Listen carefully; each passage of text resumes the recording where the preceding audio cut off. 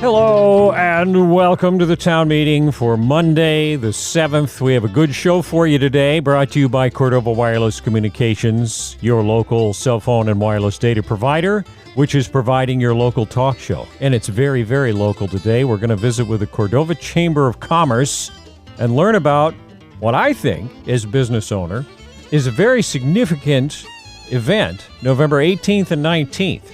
So not too far away, 10 days or so. It's the Cordova Business Empowerment Summit.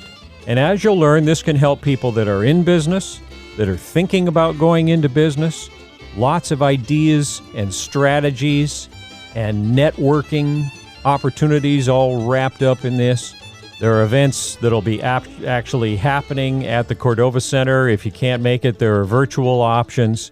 Plus, in this show, we'll tell you about some other benefits, some concepts the Chamber is working with that have the potential to help the whole community in some pretty significant ways. This idea of regenerative tourism and the blue economy.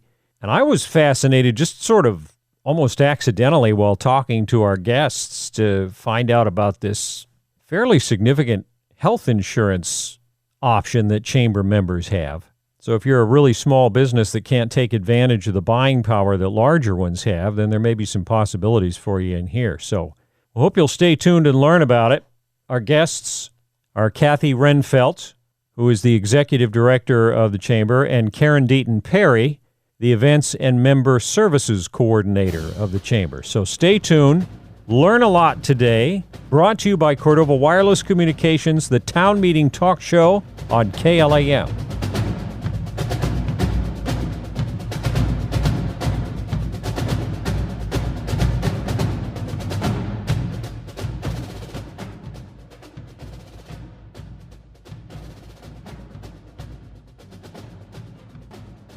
All right, Kathy, you and I know how to get all the stuff out there, so let's get all the stuff out there. What's this big event you got coming up? Well, I am here with Karen Deaton Perry, who is our Events and Member Services Coordinator here at the Chamber, and we are super excited to announce our inaugural Cordova Business Empowerment Summit. And it's coming up it's a two-part series. It's going to be in November and April. And so the first event that we're hosting is coming up November 18th and 19th. So that's a Friday and Saturday. So it's going to be Friday evening and all day Saturday. And it's going to be an event packed with educational business courses and guidance from experts from in town here, local experts and statewide. And it's going to be including all kinds of vital resources to the business community.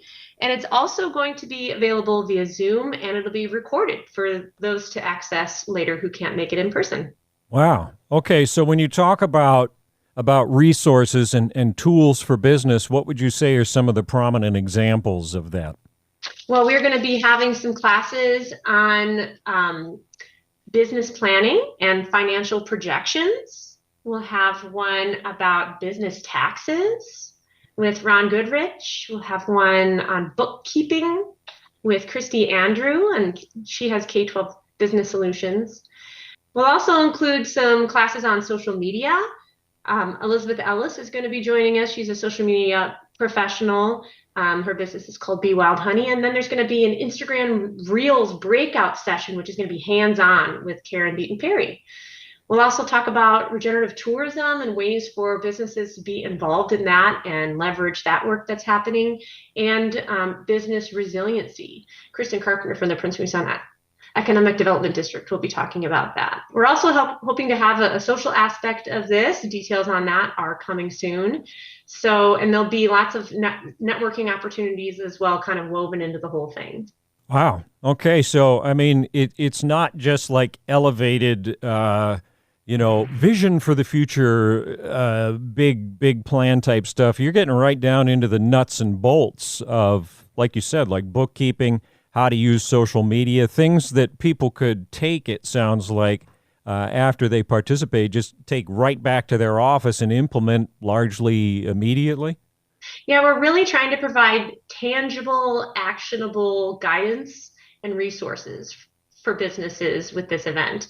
And we really are excited about the opportunity to empower businesses to really up level what they're doing. I think one of the big pain points for businesses, small entrepreneurial businesses, all the way up to larger corporate businesses, is this idea of scaling, going from where you are now to what your vision of your business being successful in the future looks like. And so there's lots of tools that need to be in place for you to move from where you are now to where you want to be. And the interesting thing about Cordova is we are a community of entrepreneurs. We have so many talented people in this community, but sometimes, the life of an entrepreneur is complicated. I mean, you can be really talented at your craft, but then in order for your business to be successful, you also need tools to know how to do, the accounting side of it and the marketing side of it, and even the human resources side of it and the planning side of it. So there's all these elements to business that go beyond the actual talents that you need for your business to offer the services and products. You also, there's business skills involved that we want to equip business owners with. And we also want to connect these business owners to experts that are here locally and statewide, so that if they need some additional support, coaching, services, that they know where to find them. Yeah, we've found that's been a mantra that I learned from my dad, actually, when he owned radio stations up in Fairbanks, was that, say with all the legal stuff we have to do in radio, do you want to expend all the time trying to learn about that yourself? Or do you want to be good enough at your business to earn enough revenue to be able to pay an expert to know all that thing so you don't have to deal with it? And that's a model that I know in this business we've always tried to follow, with just having Leslie and I running it, basically. We want to outsource for as much of the expertise as possible. So I'd rather focus on doing a good job with the stations and let lawyers and accountants and those other people do that, so we don't have to deal with it. And so I assume it sounds like what you're saying is that some of the strategies for how to do that are going to be covered there. Yeah, I think it's really going to be a balance of figuring out what parts they feel like they're interested in taking on themselves, and what parts they feel like they're going to need help with. And we want to just give them the knowledge and the tools to make those informed decisions for their business. Mm-hmm. And another story I remember hearing once is that, if you're a really good mechanic, but you don't know a lot about bookkeeping or something, who was it? It might have been old Dick Sharp there, over there back in the Sharp Auto days, where he said, that if a mechanic was going to open a business, he ought to, he ought to run a grocery business, and a guy that really loves groceries, or knows all about food and stuff should really, because, and the punchline of that is really that sometimes the people who really know the core of the business, say a mechanic, don't understand how to do all the other stuff, and the business ends up failing, not because the mechanic isn't incredible, but they can't handle all the back end stuff. So that balance, again, like you said, of finding, how much you can and should do yourself and how much you'd be way better off having somebody help you with, that really, again, has been a key thing for our operation, and the fact that you're offering that too is great. What about people who want to start businesses? Are there going to be things in there for them, or is this more for people who are already established? Well, this is coming at it from kind of a basics level and a beginner level, and so really anybody could find value in these courses and this content. And I think another thing to mention here, as we're talking about how this is providing some information and some resources to businesses.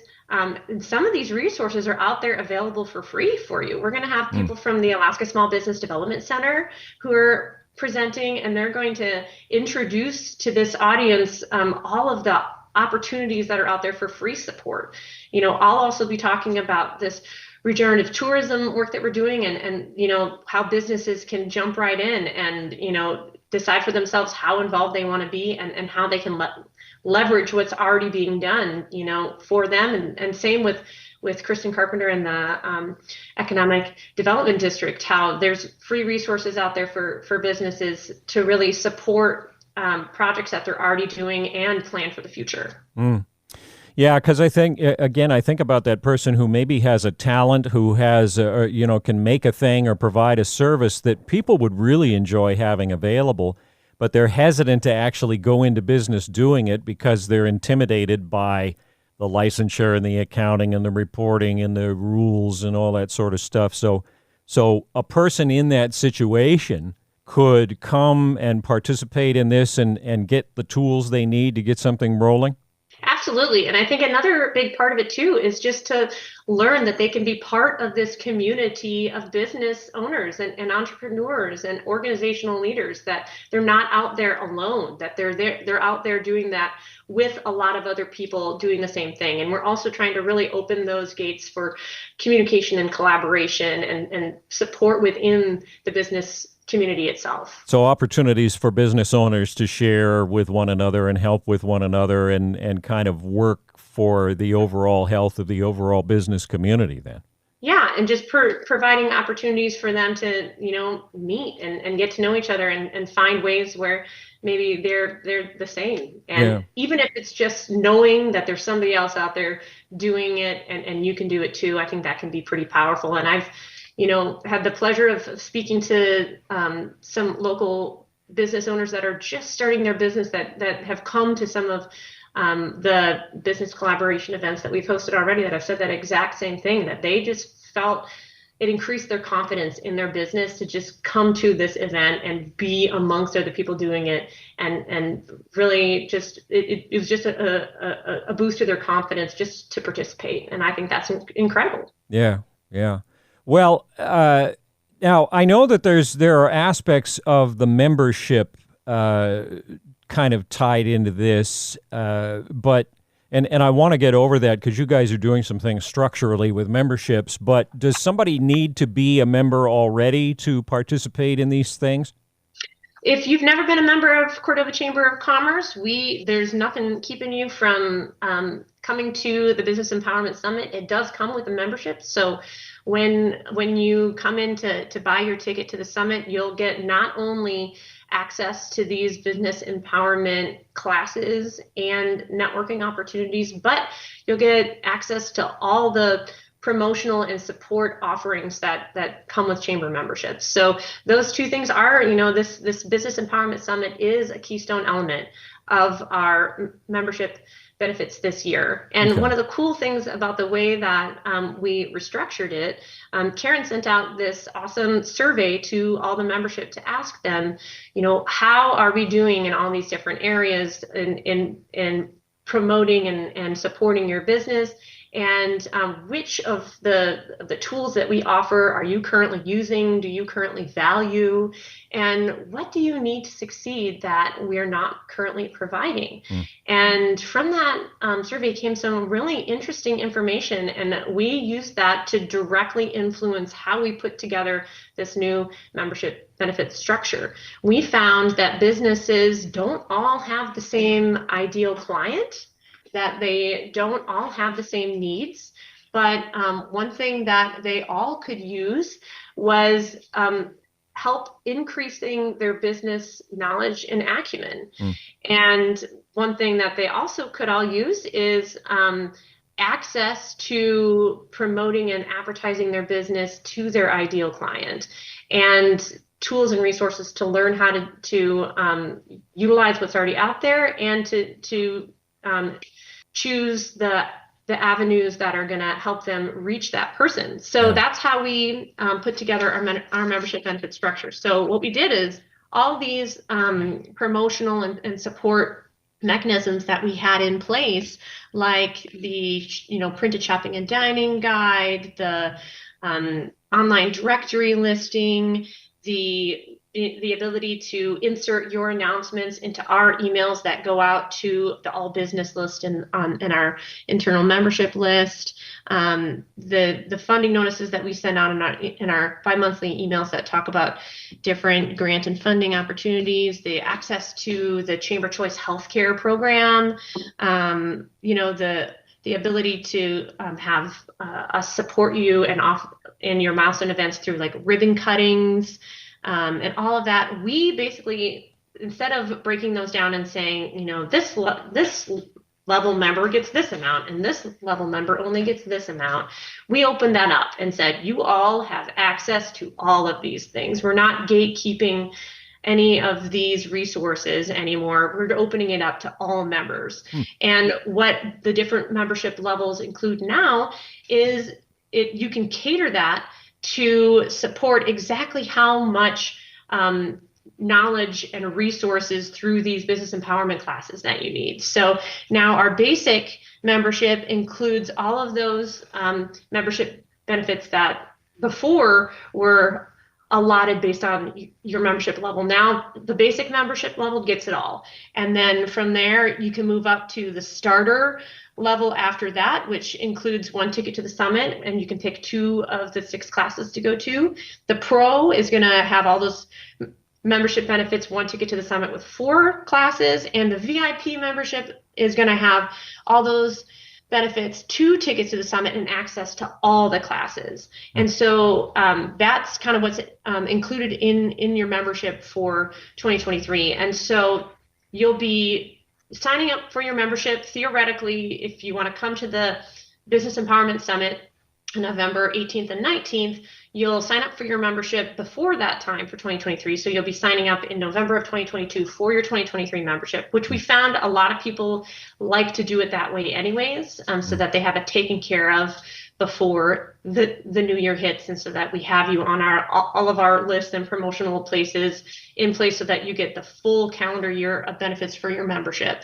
And then you'll get to go to this November summit and to the April summit, and you'll get to pick 2 classes from, for the starter, 2 classes from the November summit, 2 classes from the April. For the pro, 4 classes from the November, 4 classes for the April. And for the VIP, all the classes in November and all the classes in April plus some extra tickets. So that's kind of how our membership package kind of marries and supports and blends with the Business Empowerment Summit. And then from there, you can decide based on who your ideal customer is, you can decide what kind of avenues you want to take for advertising to them. And we provide lots of different discounted and targeted opportunities if people are interested. Yeah. Wow. Well, I mean, and that's so in many ways, the summit is a gateway to some of these new and interesting membership ideas. And you get to start right out of the gate with a whole lot of information that hopefully is going to make you more successful. Karen, by the way, I wish you'd quit interrupting. Sorry about that. Do you have anything to add, with the things that we've been talking about so far? Anything occur to you? Yeah, I can talk about practically how to get your membership if you'd want to. Okay, that's good. We've kind of been on that subject. Okay, so you can come into the chamber offices at the visitor center any day, Monday through Friday, from 10 a.m. to 4 p.m., and you can sign up in person there, and we'll walk you through all of our recommendations for memberships based off of what industry you are in. Okay. And in case anybody doesn't know where you're located, where are you these days? So we are at the top of Main Street at 404 First Street. Okay. So the same spot you've been in for a long time. Yeah, just right at the visitor center, like right next to the Masonic. Okay. Who are some of the, you mentioned that there are going to be some local folks doing presentations and classes at this, but there's some others that are not local. Who are some of those outside guests? Yeah, so Elizabeth Ellis, she is the one who's doing our social media 101 class. She is an Alaska social media manager. So she books clients who are business owners here in Alaska, and she helps them run their social media accounts. So she is going to be coming in and giving us the basic rundown of what she does, how she does it, and how you can do it yourself. And then Ian Grant, he is he works at the Small Business Development Center, and he is going to be teaching the class on business planning and financial projections. And we also have a local who no longer lives here, Christy Andrews, who's going to be doing the bookkeeping for beginners class. Mm-hmm. Yeah. On social, something that is this maybe a little off topic and maybe something better mentioned in the class, but I've always wondered, there's so many different platforms you're supposed to be on now. It's not like when you just used to have a website. Now it's supposed to interact with Twitter and Facebook and Instagram and bada. Is there, for somebody, for an operation that would like to be able to reach people through those platforms but doesn't want to have to post something to 9 different places, are there ways that those people can consolidate an announcement and have it just go to all of them, or do you really have to go through and do each one individually? So Instagram and Facebook, there is a way that you can connect both of those. And when you're posting to Instagram, you can have it automatically post to Facebook as well. Mm-hmm. And then if you're making reels on Instagram, you can save that content and then recycle it again on TikTok. Mm-hmm. So that's another way that you can, they won't automatically post on those 2 platforms the same way that Instagram and Facebook will. But it's easy to just hit that save button and then repost again on TikTok if that's where you're trying to go. But depending on who your ideal client is, that's what platform you want to be on. You want to be on wherever your ideal client is. Right. So a lot of that has to do with age group and some different demographic markers, but I'm sure Elizabeth will go over all of that in her class. So you'll have to buy a ticket to learn more about that. Sure. And then, probably a lot of cut and copy and paste type thing. So you just have to go through all the different resources, all the different outlets that you want to use, and just paste your stuff in. Good. Well, Sammy, there again, that's a good thing for people to be able to learn in order to reach out. Now, did we cover all of your outside guests, or did I chop you off too fast? I believe we only had 3 outside guests. Okay. It was Elizabeth Ellis, Christy Andrews, and Ian Grant. And everybody else are they're experts that live here in town. Okay. And are the guests from outside, are they coming in, or are they gonna network They're gonna in? be joining us over Zoom, so it'll be a live audience with a virtual speaker. And you also said with this conference overall that Zoom participation is an option for folks who maybe can't make it over or are still hesitant to be out and about or anything like that? Sure. Yeah, we know this is a busy time for people, and if you can just make it by sitting on your couch and, doing it over Zoom, that's just fine. Okay. And if you can't make it at all, if you're out of town during that time, or maybe you didn't hear about it till afterwards or something, you can still access this content. If you come in and sign up for a membership, this content will all be accessible to you afterwards too, because it'll all be recorded. Right. Good. Well, and that's, again, another one of the great benefits of having the ability to stream this stuff and make it available over the internet is, we even find that with this talk show. If people miss this show, it'll be on the YouTube channel, and so you get your live when it's happening, and then the on-demand feature. Anything else now about the membership? I've got another question I want to ask, but that's off topic. But about the membership, the new structure, or the conference. I think we covered most of it. We're just excited for this opportunity to really build up the skill sets and the capacity and the confidence of local business owners. And, you can come in from any level. So if you're, like you said, a brand new business, or you haven't even launched your business yet, there's going to be a ton of tools and resources in here for you. If you're, an established business that has been going strong for 30 plus years, there's still some content in here for you that I think is really valuable. And not only that, but we're going to be touching on topics that are very timely. Kristen's talk about business resiliency. These last 2 years have been a whole new world, and we're going to continue all having to, adjust and adapt. And so I think that's super valuable and timely. And this, when we're talking about regenerative tourism too, I think that is something that's the future of Cordova that we're discussing. And it's a way for businesses to be forward thinking. And sometimes as an entrepreneur, as a business leader, it's so easy to just get caught up in just surviving today. Yeah. But, Ian Grant's going to talk about that too with business planning. It is so valuable to take, a little bit of time to think about, yes, where you are now, but where you want to be and how to get from here to there. And then to continue checking in. Are you on track? Are you meeting the markers that you set for yourself? And if not, how can you adjust to be more successful? So these are things that can feel very overwhelming for a business owner or an organizational leader. And we want to make that approachable for them and really provide the tools that business owners need to feel confident to grow. Yeah, well, and you talk about an important concept in there. I remember this was always part of the Stephen Covey philosophy, how if you spend all your time as a business owner just putting out fires and never taking a step back and looking at the bigger picture, then you never grow and you increase the chances of having some real trouble. But when you find a way to balance, I mean, obviously fires have to be put out, but when you intentionally plan some time to look at the bigger picture, then you generate momentum that not only helps you be more successful, but really makes you enjoy doing business a lot more because you're setting goals and you're trying to meet them.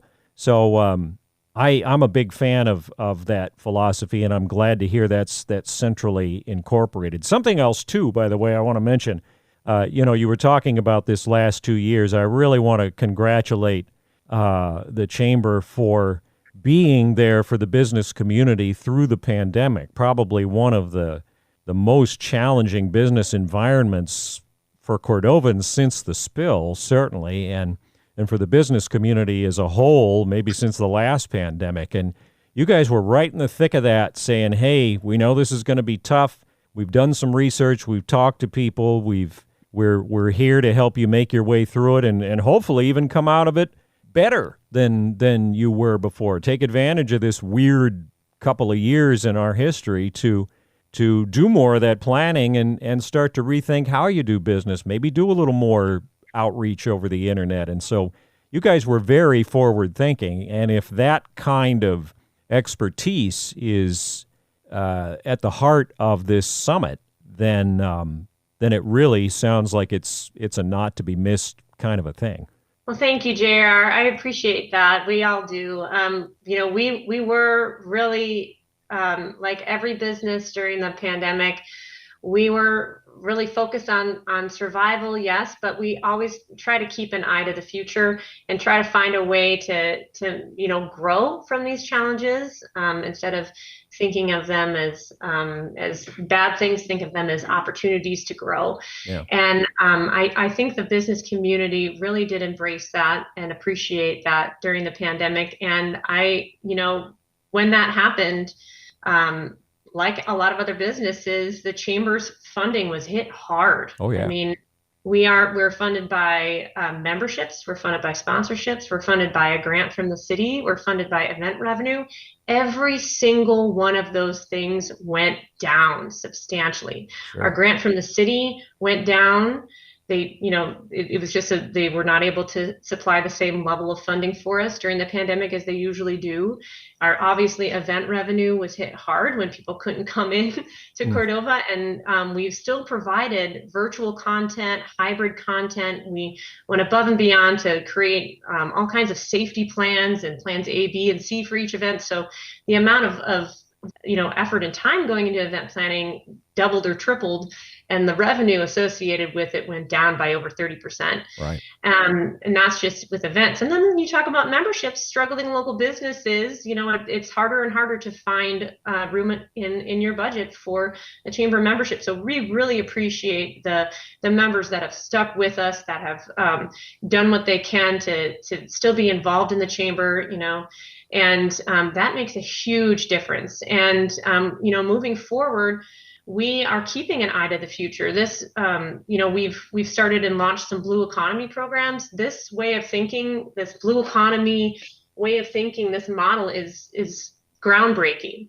And it's a whole paradigm shift saying, not only is, should, a fishery be managed for sustainability, but every industry that shares that ocean should be managed in the same way. We should be trying to gain as much return and as much product from that resource without depletion. And we should be managing that holistically by bringing together industries. And that's what we're doing with our blue economy programming and our new blue economy committee, this regenerative tourism work, saying that there is an opportunity for visitors to leave this place better than they found it if we provide them those opportunities.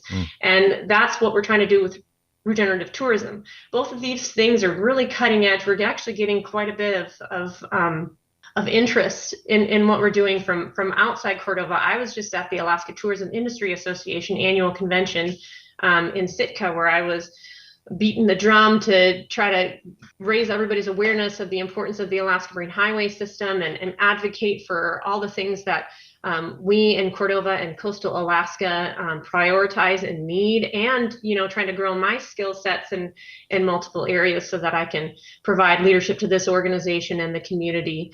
And while I was there, the first table I sat down at had somebody from the Anchorage Convention and Visitors Bureau at it. He saw my name tag and said Cordova and said, "Oh my gosh, I heard about what you guys are doing with regenerative tourism.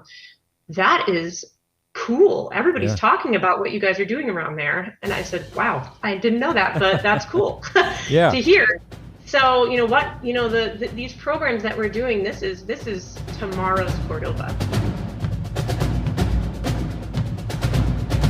You're listening to the Town Meeting Talk Show with the Cordova Chamber of Commerce. We're going to take a quick break and be right back with part 2 of this show.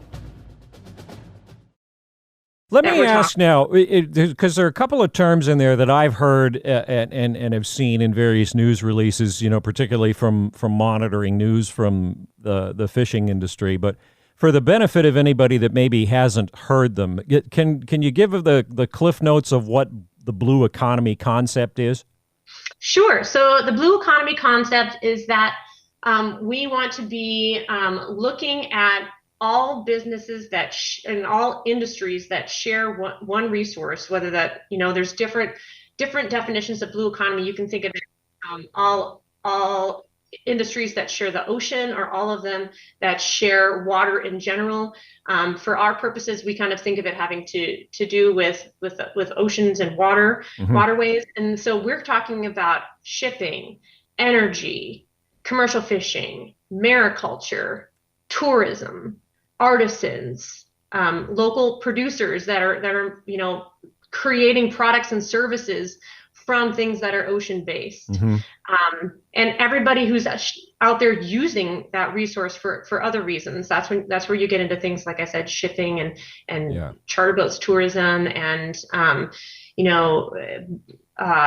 energy production. So all of these things are out there. They're all using this resource. How can we get to a place where we are working together to try to get the highest utilization without depletion of the resource? So we have an eye to sustainability at all times of the resource as we're working together to create the highest utilization. So the blue part is essentially a metaphor for ocean, largely in our case, our waters. Okay. Yeah, and it's really a different way of thinking. That's why I'm using the word paradigm shift here. We're used to these industries operating independently, and this way of thinking says we can bring these industries together in the same room to have open communication, to try to find ways where they can overlap and support each other. For example, you have kelp farmers out there that are out there harvesting kelp, and they'd like to find ways to dry that kelp. This is a very energy intensive process to dry it, and a lot of these kelp farmers are into this business because they're interested in the regenerative properties of kelp. They're Sure. interested in the fact that it can help reverse effects of climate change, or can be a catalyst for an environmental regeneration. So, the idea of putting out, and consuming a lot of energy to dry that kelp is not appealing. But if you can find excess heat or excess power from one of these other industries to partner with this regenerative kelp industry, it could benefit them both. So that's one example of some of the projects that we have our eye on, and some of the ways that we would like to support and find ways for the commercial fishing industry, the tourism industry, the mariculture industry, the shipping industry, the energy industry, and many more, artisans as well, to support each other and to find ways where they can actually overlap and find ways to make the whole process more sustainable and more effective. Yeah, so kind of the idea, I mean, the way you describe it, sort of like something that might be a negative for one industry could be turned into a positive for another. Like if you're talking about waste heat, I mean, we've heard for a while about places that try to use their waste heat and somehow pump it back into their building to provide heat for their employees, that kind of stuff. So that kind of a concept, but working between different sectors and trying to erase as many negatives and create new opportunities and positive thens. That's fascinating. You're right about it being a different way of thinking. And one industry that I didn't even mention yet that is very connected to this whole blue economy is research and education. There's people out there that are already equipped, like the Science Center and other regional and statewide research and education organizations, and also restoration organizations like the Watershed Project that can actually support the mariculture, the tourism industry as well through the resources that they already have. So there's lots of ways that there can be overlap between these different industries if there's somebody in there helping to facilitate that, and that's what we're trying to do. That's fascinating. And then you mentioned another term that is not one that I had run across, but sounds intriguing. So what exactly is regenerative tourism? So regenerative tourism is a new model of tourism that looks at tourism impacts holistically from a community perspective. It looks at the destination as a whole, and then it tries to build up the existing industry and culture through tourism. And it offers opportunities for the visitors that come to a place to actually have positive impact on that place and leave that place better than they found it. There's lots of examples of how this is out there in action. One example would be if you are so we have a lot of commercial fishing vessels in this community, right? So that's and we have a lot of delicious seafood in this community. We have a really active and engaged Alaska Native culture here. So these are things that really exist in our current reality here. This is the destination. We also have a really active and interesting local entrepreneur and artisan culture here. And we have a very rich and diverse, healthy ecosystem. So the first thing we did when we created our new regenerative tourism destination strategy for the community of Cordova in 2021 is we gathered as much information as we could. We reached out throughout the community with surveys, with direct interviews, to try to find out what people value in this community and what the vision of this community would be like 15 years from now if we did everything right with tourism. We sought out every voice. We tried to engage with historically underrepresented populations as well as those who are vocal leaders. And we took all that information and brought it together to a committee of local stakeholders that was the same kind of diversity and an inclusive type of group. Mm-hmm. And we worked with a consultant who is an expert in sustainable and regenerative tourism to put together a list of our core community values. And so these are the things that we, as a community, want to celebrate, and then also want to protect as we move forward to our vision. And so some of these community values, and I'll be discussing this during my presentation about regenerative tourism, but it includes connection, the fact that we're small and we have isolated, we have a slower pace of life that allows for a genuine connection, and that makes us friendly and inviting, and we really want to know genuinely about people who already live here and about people who are visiting. Grit, that we're a hardworking Alaska community that's built on the backbone of commercial fishing, and we're shaped by the perseverance of everything that's happened to us as a community. Our ancestors, that we honor Alaska Natives who have lived in this region for centuries, and we continue to learn from their wisdom and traditions. That nature is sustenance, so we're deeply connected to nature here, and we sustain ourselves through these activities of fishing, hunting, foraging, and outdoor recreation. And then lastly, reverence of natural systems, that we have this deep respect for the environment, and that affords us our way of life, and as a result we protect it. And this drives our scientific curiosity, and it inspires our creative expression. And so these are our core community values that were determined by the community. So this is us identifying what makes us special as a place, and what we want to share with others, but also protect as we share this place with others. So what would be a good example of how that bears out in terms of, because the first thing I thought was, as a cheese ball layperson example, regenerative tourism, say you get some people in that some green-minded visitors that care about forests, and maybe they'd want to come in and work on planting trees or something like that. I know that's a silly example, but in terms of how that works from a practical standpoint, could you pick one of those core values and explain how a tourist would come in and leave the community better than when they arrive? Sure. So one example of that would be citizen science. So within our current festivals that we put on, our Fungus Festival and our Shorebird Festival, and even the partner festivals that we support, like Salmon Jam, and those actually have citizen science kind of baked into them. There's opportunities all over the place within those events for the people that are visiting here to actually contribute in a real way to the breadth of knowledge on this subject area, whether it be birds or fungus or other, wildlife.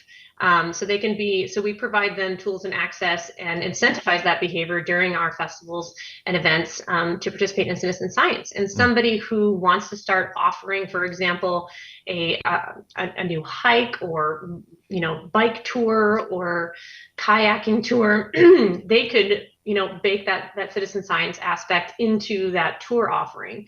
And this could be stuff that they could offer to local people, as well as to your and my visiting friends and relatives, to the people coming for these festivals, and to people who are coming to Cordova because they've heard that we are a destination for people to be able to give back to the place. Another really popular example is, for example, if you're going to do a kayak trip, you could stop along the way and learn about these regenerative kelp farms and how they're part of what these of what this community is doing to try to create some ecological restoration. You could maybe stop and sample a kelp salad that was prepared ahead of time. You could then do a little beach cleanup of whatever beach you're on, pick up the trash that's there, and talk about how that got there, and what kind of buying choices we can make as people to create less of this trash.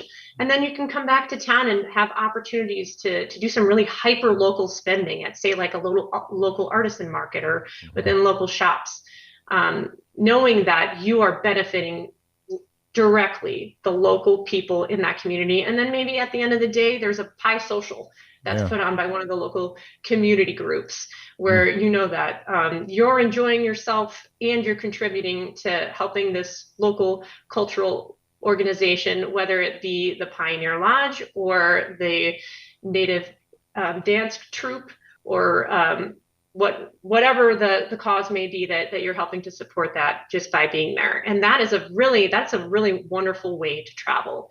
Yeah. Well, and I bet a lot more people are kind of thinking along those lines. They don't want to just go, to an amusement park and ride roller coasters and throw up and then leave and it's over. To develop a more meaningful connection, which, of course, when you get people that come and visit a place and it becomes endearing to them, then they want to, this rolls right back into your why it's important to know how to advertise online or do business online. They might want to order stuff.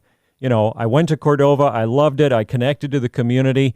I have somebody who really likes art, so I want to get on a website for that artist or that art business or whatever and order something and have it shipped to my friend for a holiday gift. And you get that great symbiosis that is very long lasting and makes an impression. Absolutely. And, when I was at the statewide tourism conference that I was at in Sitka, they shared some strong statistics that talk about today's visitor and tomorrow's visitor, and that they are going to be increasingly aware and concerned and interested about their impacts and how they want those impacts to be less negative and more positive. 72% of travelers agree that they are passionate about traveling to destinations that help boost the local economy. Yeah. So and again, it not being so much about the destination as not less about the amusement and the diversion, but more about a real experience. I can definitely see younger and younger generations, especially, being much more interested in that kind of thing than just the old school spring break on the beach thing. Not that kind of vacation's ever going to go away, but you can certainly, and it sounds like you are seeing interest in vacationing with a purpose that's growing. Absolutely. There's a whole platform out there called Travel to Change. They're based out of Hawaii, and they have a platform, traveltochange.org. That's the number 2. Where people can book. They list all the kinds of regenerative tourism offerings available in Hawaii, and people can book directly with them. And they have partnerships with Hawaiian Airlines and Alaska Airlines that qualifies traffic, finds the people that are interested in that and directs them to that website to book it. And we're working on a partnership with Travel to Change, where Cordova would be the pilot program for developing new offerings for their platform in Alaska. That's great. And I mean, you do, again, you talk about an exciting possibility and ways maybe for businesses not traditionally involved with visitors to connect with them in a new way and benefit from having those people as customers or as partners in something. I mean, who knows what kind of possibilities. One other question, if I may, again, that is off our original topic. This is why I'm so glad our talk shows go online, too, because if people want to go back and get the other stuff again, they can. But obviously, there's a whole lot of focus post-pandemic. It was a big deal pre-pandemic on healthcare. And you mentioned something called the Chamber Choice Healthcare Program. What is the story there, and how does that help businesses or individuals? Yeah, so the Chamber Choice Healthcare Program, this is a new offering that we launched last year. Basically, this provides an opportunity for any size of business. Even if you're just a single person entrepreneur and you only have one person in your business, you can get healthcare coverage through this program. It's a non-traditional model that provides a combination of preventative care and also, accident and, catastrophic, in other words. Yeah, catastrophic. Thank you. So there's 2 options for preventative care, and then the catastrophic care is medical cost sharing care, and that model is just exploding in the market. It's been proven to really decrease people's medical bills. And this platform that we use, we go through the Small Association Leadership Alliance. They are kind of like an association for chambers of commerce and organizations like ours that are membership organizations. And we are a member of them. And so through that, our members get to have access to this care. And what's great about it is that, the employees of your company can sign up independently and just get it straight through this company, or you can choose to contribute to this offering for your employees. So there's options. A business could theoretically be offering this healthcare option to their employees with little to no cost to the employer, which is amazing, phenomenal. Yeah. And in addition to the preventative care, the catastrophic care, they also offer telemedicine, which I think is a really nice option for us living in Cordova. Sure. And you can add on things like dental and other things. And it could be for individuals. You could have your whole family on it. And really, it's a low cost option. It ends up working out a lot like traditional insurance. There are a few differences, but for the most part, people are very satisfied. They have a 96% satisfaction rate with the most recent polling that they did of all their users for this. So we feel confident that it's a really good offering. And one thing that we're excited about for this is it's a challenging time to recruit and retain staff.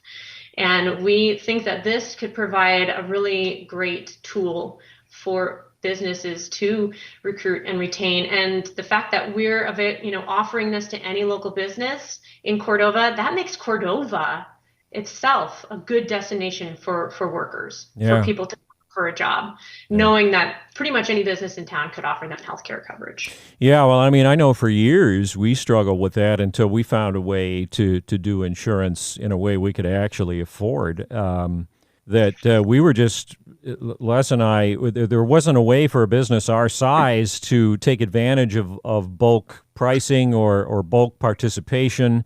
So we just insured ourselves personally and basically had to pay ourselves more in order to get that done. With something like this, that would have completely revolutionized how we were able to do that. So the fact, and like you say, being able to offer healthcare coverage when you're trying to employ people can be a huge draw for gaining employees. So good for good for you guys on that too. Gosh, this is going on a while. It's fun, talking about all the possibilities. Let's bring it back to the original topic one more time. The name of your big event, the dates, and how people get more information. So the name of our event is the Business Empowerment Summit, and that is going to be held at the Cordova Center on November 18th and 19th. And you can get tickets to that through buying a membership, a Cordova Chamber membership. And you can grab those by coming into the Visitor Center, which is on Main Street next to the Masonic. Yes. And you can come in Monday through Friday from 10 a.m. to 4 p.m. to grab those. You could also call us if that's a better route for you. If you're available by phone, the number here is 424-7260. Or if you want to start with an email, you can email us. Karen's email address is programs with an S at cordovachamber.com. And so for the Business Empowerment Summit, those memberships for a whole year of membership, including access to this really premier event, and all the different promotional and support benefits that we offer, including that Chamber Choice Healthcare and all the promotional stuff we do with the shopping and dining guides and the online business directory. That starts at $175 for a whole year. Yeah. And pretty much any business in town, I think, could afford that. And it's a business expense. So it's not like it's an uncommon thing.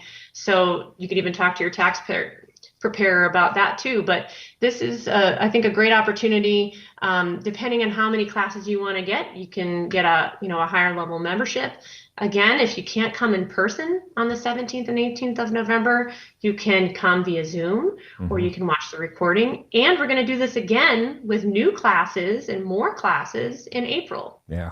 It's huge, and I again, we're very small. We run real close to the wire, but our chamber membership is never a thing that is in doubt. We consider that an essential part of our budget, and certainly would encourage any of our fellow local business owners to do that as well. There's just no doubt about it.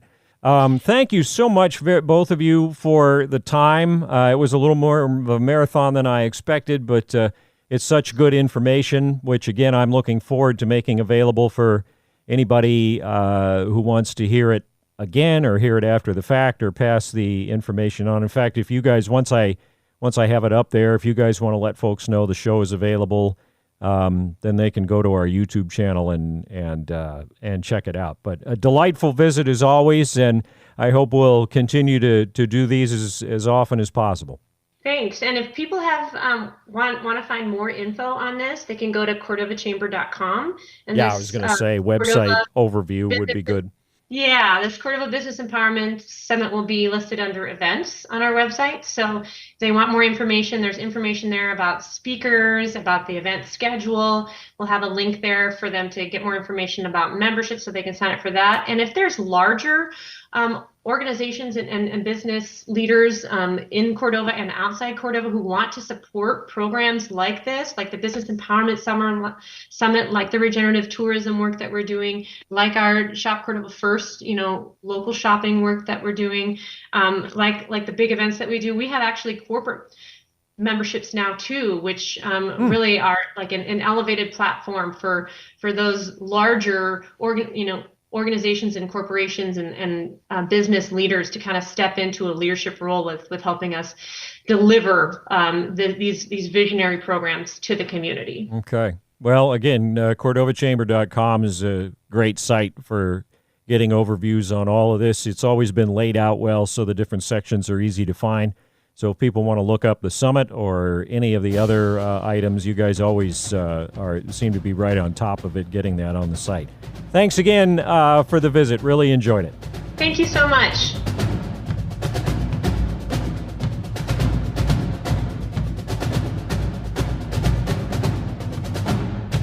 And now you know all the things. Thanks to Kathy Renfeld, Executive Director of the Chamber of Commerce, Karen Deaton-Perry, the Events and Member Services Coordinator with the Chamber of Commerce. The big event is the Cordova Business Empowerment Summit, the 18th and 19th at the Cordova Center or virtually. Learn the details by going to cordovachamber.com and look under events.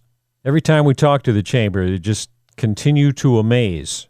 Absolutely not the organization I was president of 20 years ago or however long it was. And we want to thank not only the staff, but also all the folks on the board for continuing to push things forward. I want to thank you for listening to the town meeting program today. You ever have any ideas for one of these talk shows? Just let us know. Hoping to be visiting with the Alzheimer's Resource Agency again here pretty soon. Those are always good programs, too, with Gay Wellman. Show's brought to you by Cordova Wireless Communications, which, in partnership with CTC, not only provides state-of-the-art telecommunications services, but also creates millions of dollars in direct investment from outside into Cordova, which is money that churns through our economy. And we don't have to fish for it or dig it up or chop it down or anything. It's all a result of us being members. All of the special programming you're entitled to in the 10 a.m. hour will be coming up before too long, and then we'll join the regular schedule. Thanks again for listening, and we'll see you next time.